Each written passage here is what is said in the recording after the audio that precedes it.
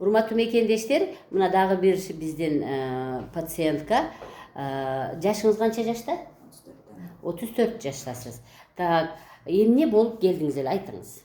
Муундарым бутугум сыздап ооруп, ошонун айынан сиздерге. Канча убакыт болду эле ошо муундар ооруганына? 8 жыл мурун. 8 жыл мурун. Кайсы таблетканы ичет элеңер? Көбүнчө чөпчөйлөрдү ичтим. Чөпчөлөрдү. Гормон назначить этишти беле?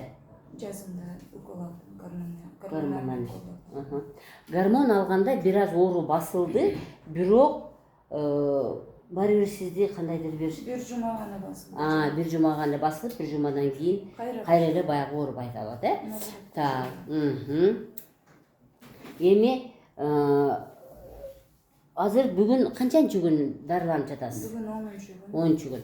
Бүгүнкү күнгө сиз абалыңызды айтыңыз. Себеби деген бизде албетте кыргызстандыктар баарыбыз эле ооруй берет да. Эми баягы туура тамактанбай, баардык айтылган нерсени аткарбаган үчүн адамдын баары ооруп калат да. Анан кайсы жерден шифа тапсам экен, кимдин пациенти жакшы болуптур, кандай деп айтып атат экен деп элдин баары ошону күтөт да.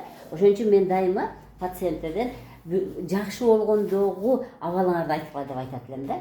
Ошон үчүн бүгүнкү күнгө эмнени сезип атасыңар айткыла. Элдерге окшоп эле мен да изденип келдим. Кайсы жактан шифа таап калам деп. Леченияды алып келдим.